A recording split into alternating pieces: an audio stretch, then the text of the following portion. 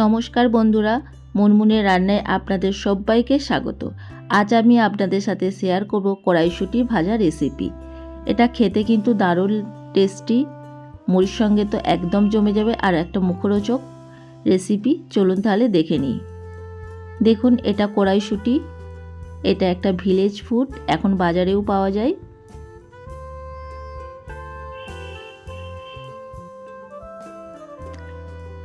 এই কড়াইশুঁটিটা ছাড়িয়ে নেব।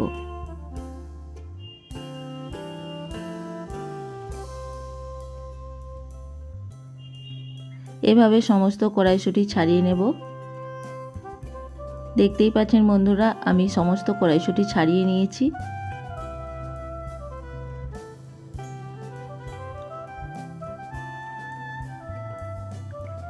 গ্যাসে কড়া বসিয়ে দিয়েছি, ওর মধ্যে দিয়ে দিচ্ছি বেশ কিছুটা জল,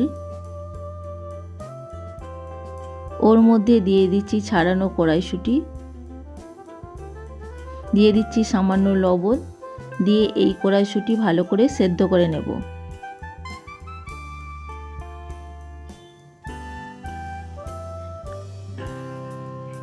দেখুন বন্ধুরা, খুব ভালোভাবে সেদ্ধ করে নিয়েছি আর কড়াইশুঁটির কালারটাও চেঞ্জ হয়ে গেছে।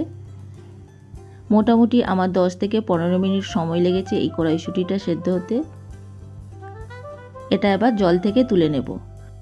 ফ্রাই প্যান বসিয়ে দিয়েছি গরম করতে। গরম হয়ে গেলে ওর মধ্যে দিয়ে দিচ্ছি 1 টিস্পুন সর্ষের তেল। তেলটা ভালোভাবে গরম করে নেব। তেল ভালোভাবে গরম হয়ে গেলে ওর মধ্যে ফোড়ন দিচ্ছি একটা শুকনো লঙ্কা, হাফ টিস্পুন গোটা জিরে, আর দিয়ে দিচ্ছি কয়েকটা কাঁচা লঙ্কা। কয়েক সেকেন্ড ধরে এটা ভাজা ভাজা করে নেব।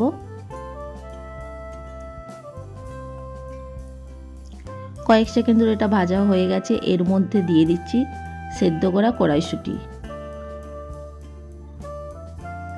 কড়াইশুঁটি দিয়ে খুব বেশি এটা ভাজার দরকার নেই, মোটামুটি 1 থেকে 1.5 মিনিট ধরে এটাকে ফ্রাই করে নিচ্ছি।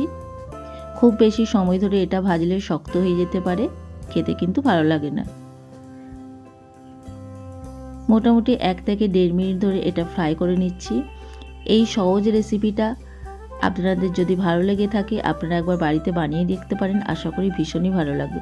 এটা মুড়ির সাথে খেতে একদম জমে যাবে, আর মুখরোচক হিসাবেও এটা খেতে পারেন, খুব টেস্টি খেতে। দেখুন, আমার 1.5 মিনিট ধরে 1 থেকে 1.5 মিনিট ধরে ফ্রাই করা হয়ে গেছে। এবার তুলে নিচ্ছি। আমার চ্যানেলে নতুন বন্ধু হয়ে থাকলে চ্যানেলটিকে প্লিজ সাবস্ক্রাইব করে নেওয়ার অনুরোধ রইল।